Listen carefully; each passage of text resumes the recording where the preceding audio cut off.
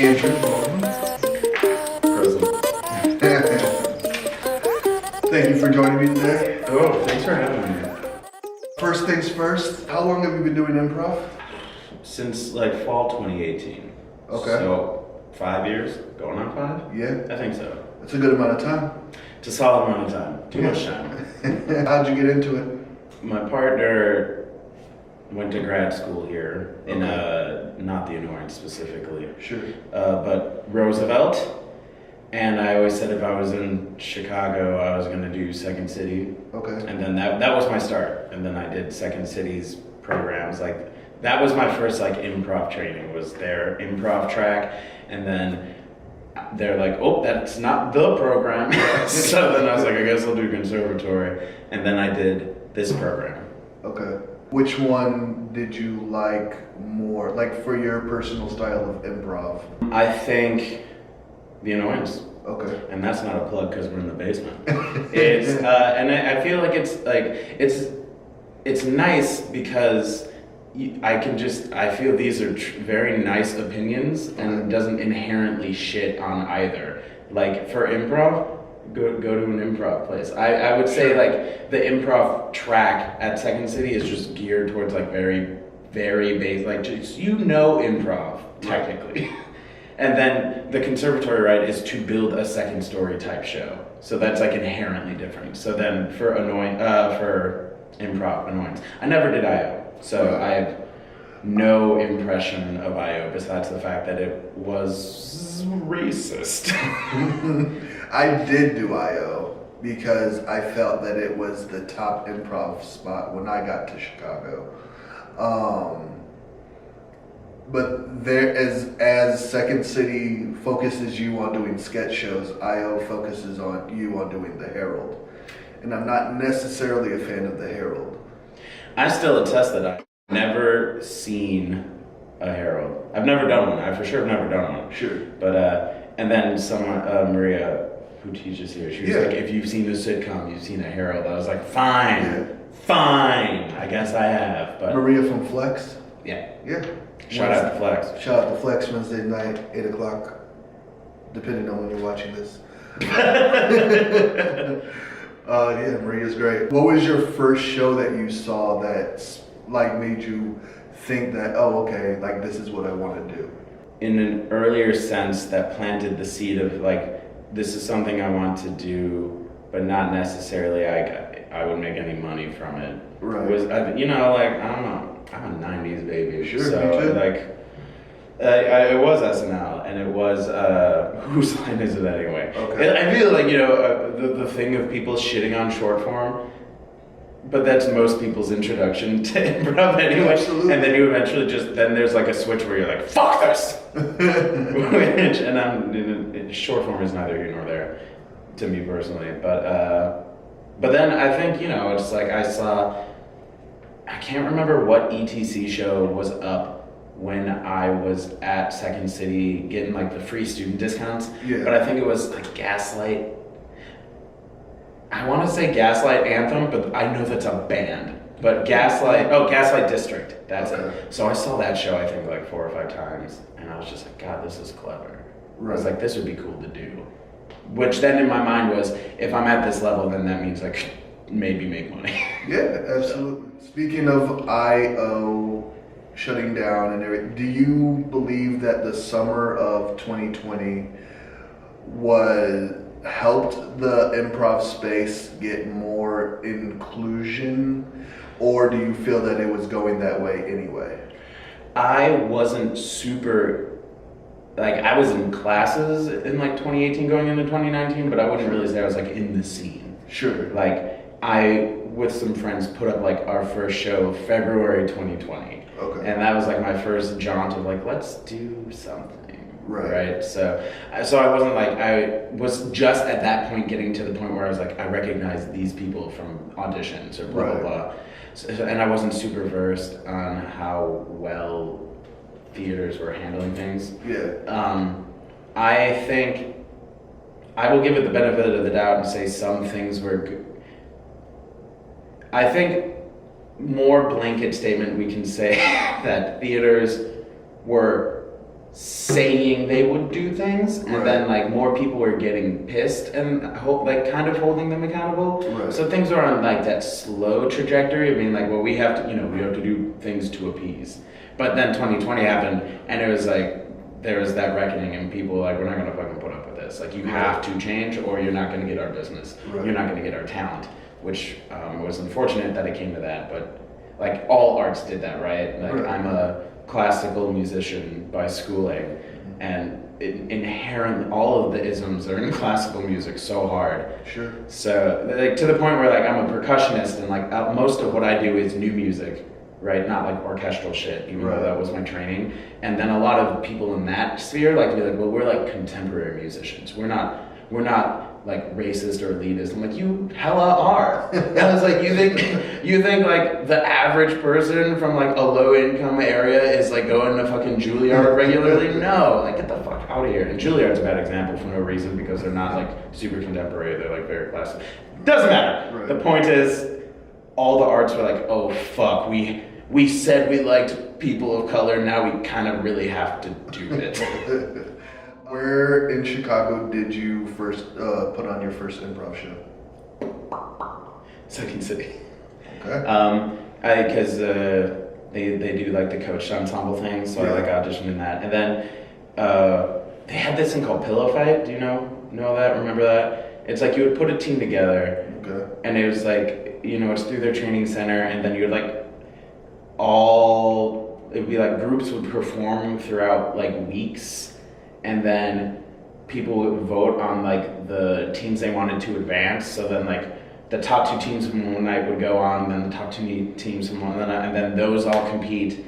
And then it doesn't matter. The ending the ending group got like a 4-week run in one of their training center stages. So that was like, it was like they put forth the space for us, but we put it up. Sure. That's pretty cool. Who are some of your favorite voices, POC voices in improv right now? Oh man. Shout out to, I love my dear friend Edgar Navarez. Okay. He's a witty, funny boy. Cassie Middlemist.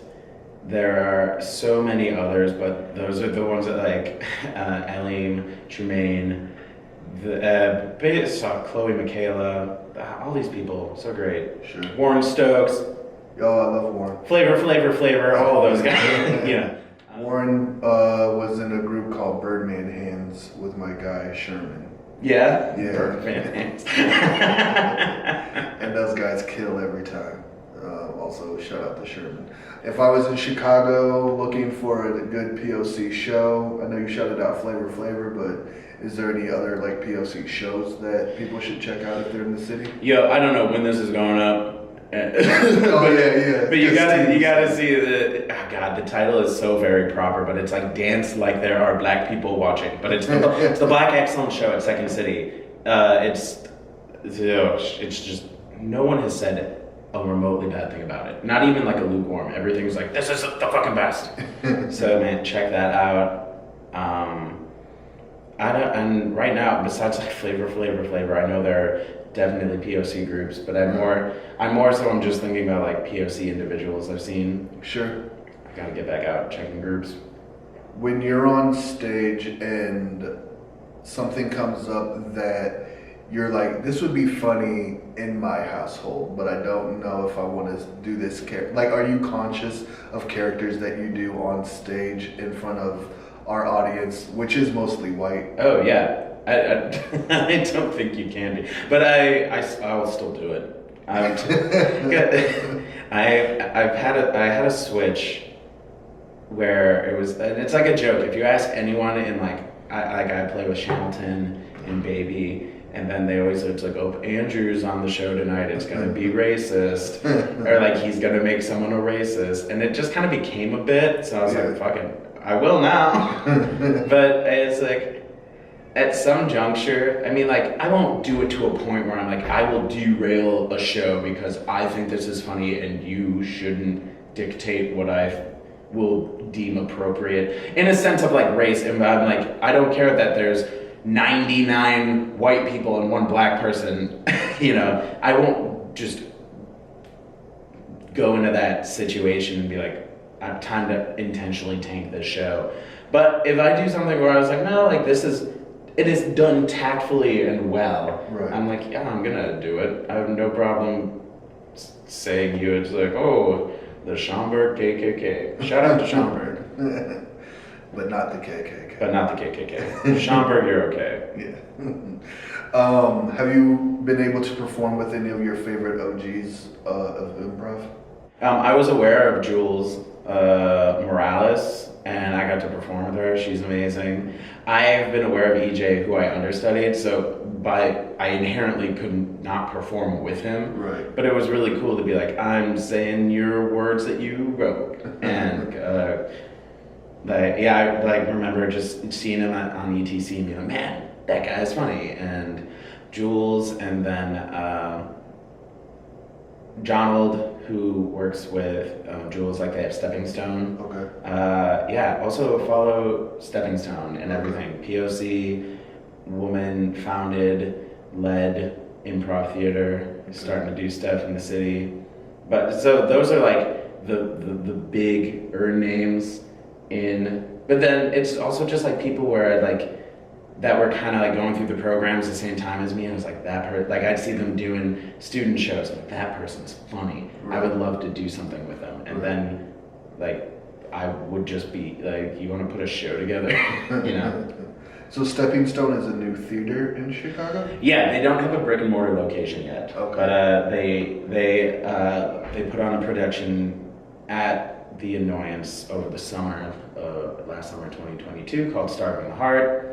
They're doing a lot of outreach stuff, which is very impressive. Yeah, for sure.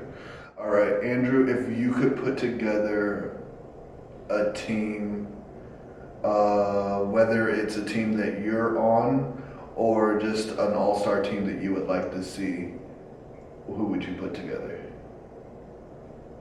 Are there any restrictions? No. I mean, let's say they have to be alive. Okay.